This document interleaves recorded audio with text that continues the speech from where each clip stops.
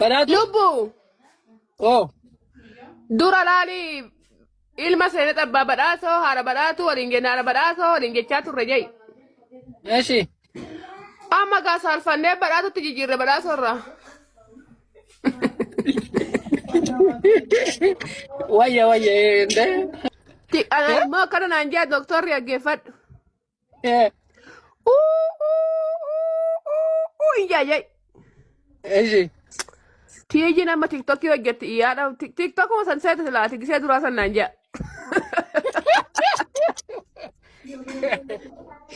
Hoona nasi laalii taaltee hoona nasi jee. Caqam kan jiru namni manuma afaan hin baamija. Yoon akka laale hedduma namaa san jira namni maal taatee kan jennu hin ciniiffatisar. Takkaan deenye kan jennu jaayitoo na biraa bahu hundu. Ammas waa xiqqishuma ture waan jootu micoon tun tiktaakara takka hayi kan jennu isiin akkuma tiktokii sasseete sarii naan jedhu waaqa kunoo gugaa naan jenime. Aizosh. Naani doktori tokko akkana jee hoota nama isii nama nu waraabdee yaani bilbila irraa siksaa yangiseen ciniinfatu dhufu hospitaala gisana dhufu. Isha akkaniika. Tasan waraabdee amma bilbila irraa fuudhi yaani micaadhan. Wayne. Jennaanan doktori tokko natti aara jee. Mataan dhukkubee maa iitii jaa tokko. Yesus. Ugumame. Nama nubatu kan namni tokko bataam mincimaa bar.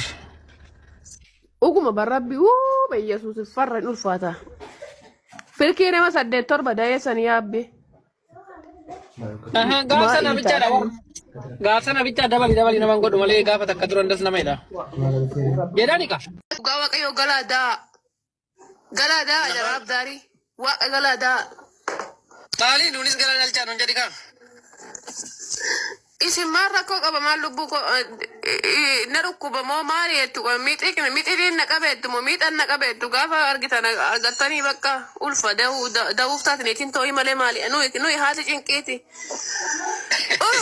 Yaa taaddee koo sallaalu itti deebii naman godhu.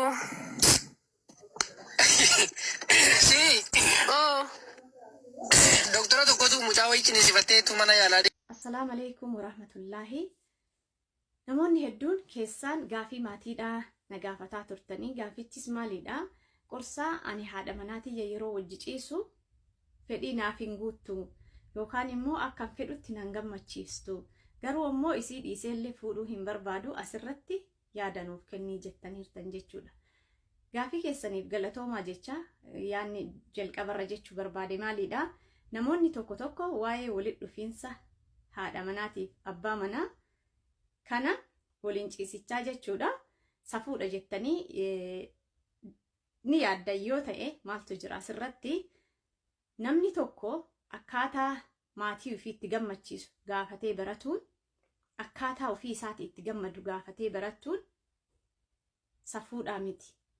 Inumaa safuu kan ta'u abbaan manaa tokko otoo gaafatee barachuu danda'u haadha manaa ofii akkaataa ittiin gammachiisu otoo hin barin ofiifis otoo hin gammadin isiis otoo hin gammachiisin hafuu santuuyyuu safuudha jechuudha. Kanaaf sheeka tokkos yoo gaafattan saayinsiinis saayikolojiinis waan akkanaa irraa hin saalfatu. Maal jennaani namni jireenya dhugaa akka jiraatu barbaadama waan ta'eef jechuudha. So gama gaafiititti yoo deebinu mee maaltuuyyuu haadha manaa takka yeroo fedhii foonii wajji raawwatan abbaa manaa isii akka hin gammanne isii irraa hin gammanne yookaan fedhii isaa sirriitti guutuu fi Lorka ka jedhuuf sababoota garagaraati jira. Sababni tokkoffaani maalidha?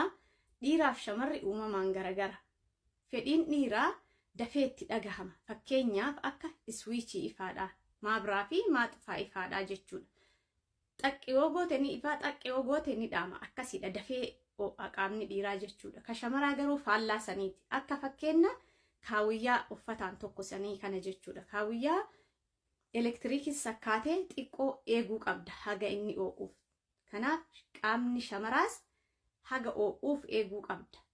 Maal godhuu qabda? Daqiiqaa 5 haga 10 yoo xiqqaate jechuudha. Qaama isii oo'isuu ormaatti godhuu danda'uudha qabda. Oo'istee haga isiin wanta san akka ati jalqabduuf si eeyyamtu jecha isii irraa bahu eeguu danda'uudha qabda. Dhiira smaartii yoo taate jechuudha. Okay?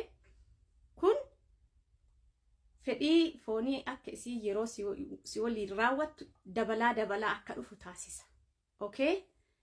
Yoo immoo cadhifteetuma akkuma jalqabde saniin itti dhaxxa ta'e fedhii isiin siif qabdu keessa ajjeesaa deemaa keettu dafee si dhagahame malee ka isii dursee itti dhagahamne waan ta'eef haga itti dhagahamu eegi jechuudha. Tokkoffaa irratti. Lammaffaa yeroo waan kana raawwattanii kaatanii akka fakkeenyaaf namni tokko nyaata yoo si dhiyeesse si gaafata. Nyaata dabalataa feetaa moo ni gaa jedhee si gaafata. Kanaaf atillee fakkeenya saniin deemuu qabda.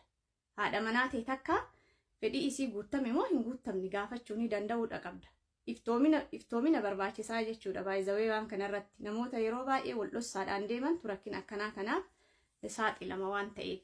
Sadaffaan shamarree ta'e yookaan haadha manaa ta'e tana yeroo akkanumatti wajjin jiraattan jireenya keessan keessatti jechoota babbadaa ni fayyadatta yoo isii arrabaan ni madeessita ta'e yeroo isiin si wajjiidhaan gammaduuf fiil gootu daqiiqaaf fiil gootu san wanni ija isii dura dhufaa tokkoffaan maaliidha jechoota babbadaa ati fayyadattu sani waan ta'eef jechoota babbadaa fayyadachuu irraa of qusannoo godhi haadha manaa ta'e fedhii isiin siif qabdu yeroo fedhii foonii san ija dura dhufa waan ta'eef balleessaa keessa ajjeesaa dhufa fedhii kan kee.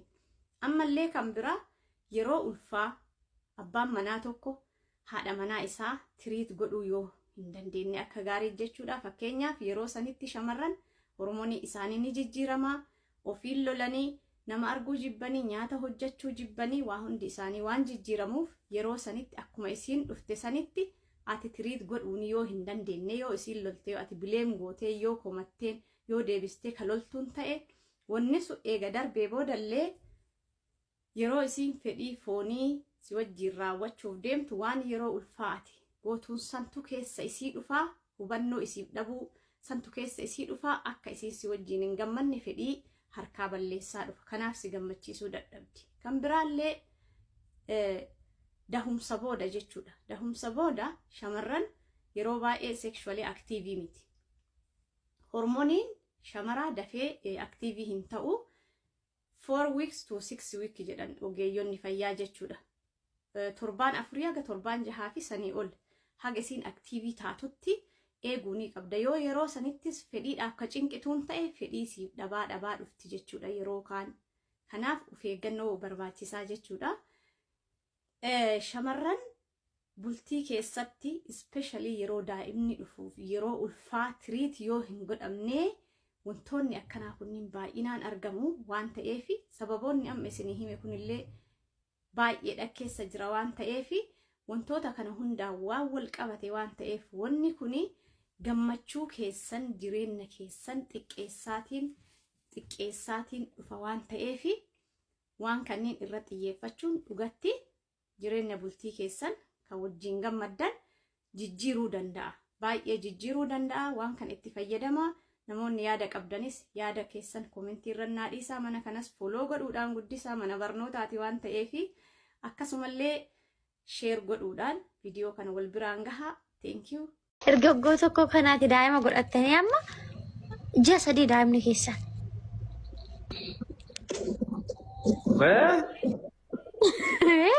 Ji'a 3 silaamu. Itti aanamee dhaalla ammaaf karoora akkasii san jala boonee jirra si galee.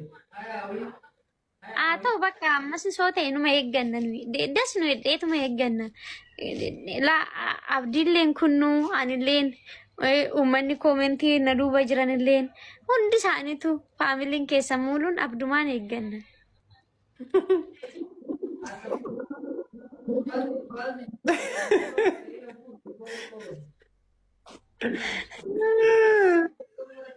Itti jiratti namni karoora qabaa, karoora jiraa, waa hedduu jiraa, dubbii jiraa, bakka jirantu jiraa, si galee akkanumaan garamatti bakka argaa dhalaan deemanii tokkoffaa namni kun nama biyya baqaa keessa jirtu isiin iyyuu maa gimmaanuu kaayiroo kana keessatti kophaa isii asitti ilmatti dhaltee asitti dhiisee gara Faransaay deebi'aa adda isii irratti hin ta'u. Kanaafiyyuu namni bakka gahee gad dhaabatee mana ofitti galee bakka takka wayita jireenya bakka takka jammarree jenne akkasitti gaafa san bismillah jenne gayyaasnaa jechuudha luu rakkoon hin jiru hin dhaqqabne.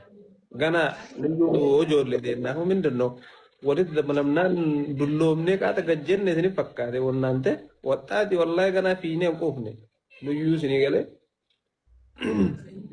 Laa nuyi yaaduma qoosaa jenna malee ganaadha. Silamaanuu ganaa.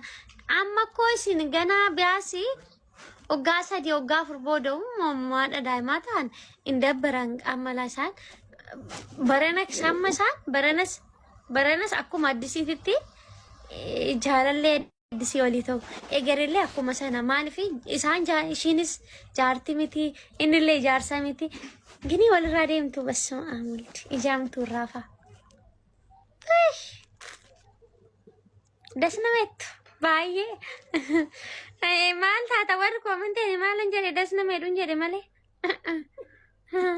uummanni kun garaanaan garaayyaa keessatti yaadu bar Ariifa tiksuu ta'e በጣም እንትን namatti tolu hasaabdanii hundi keessanuu akkuma kinoola maakii kana garaa qulqulluu yoo taatan abbaa manaa qulqulluu argattu. Maal godhaa jirta reetam? Maalan godha hojii dhagaleetumaan bakka xiqqishuma shoollaayinii kanarra beera fedheetuma yaade. Jabaadhu amara iyyuu jajjabaadhu ati hin laafini. Dubaay keessatti jabaatan malee jabaan ta'an. Mee viidiyoo nama gadhiisee dhufe takka dhaqaa riippoostii godhaa gaayis. Warra dhiiratiif kan hojjedhe viidiyichi warra dhiiratiif hojjetame dhaqaa riippoostii godhaa ijoolleen dhiiraa. Maal jedhu? Amma ibsishaa bakka otuman joo godhu gastii namaa jala deeme. Kaza dhiirri birrii hin qabne mataa dhayyaa dhaabbatu akka inni na jibbisiisu itti takka gastii keessa hin dhukkubsatti jedheetu mallaale. Amma dhiirri kun gaafa qabeenya dhabu nuyi miti misa hunda dabbaraa bar. Isayyuu hin dabbaraa. Amma dhiirri qabeenya hin qabne dhiirri birrii ammanaa akkaawuntii irraa hin qabne waggaa jennu kana inni ofiisaa ta'e isa hin dabbara. Garuu isa jechuun dura ani maalan qabadhee yaaduun narra jira. Amma dhiirri tokko birrii homaa akkaawuntii irraa hin qabu gaafa jedhaniin kana isa sin dabbara das jedhee dhabeeti miti inuma dhabeettuma cimeeti malee dhiirri tokko amma birrii kiisirraa dhabuu barbaadee miti garuu dirqama yoo hin taane ka xaaraa koreerraa gad hin bu'u. Innaati maal irratti hojjettetu? Innaani akkasin jedhinaa dura ofii kiyyaa qabaa jedhii of laalayin jedheen. Sagalee uummata dhiiraa kana taate reetin. Naan sagalee sinii ta'ee dhaqaa sin immoo koppiliingi godhaa viidiyicha. Qalliin jiramoo? Aan sagalee sinii ta'ee amma namni 100 sirra jirtan kun dhaqaa too riippoostii godha. Akkas taanaan jabaadhu akka karama haatee dirra jirta haateetillee akkanumatti iyyaa turte jechaa turte akkanumatti qaasaa. Shallan. Hai.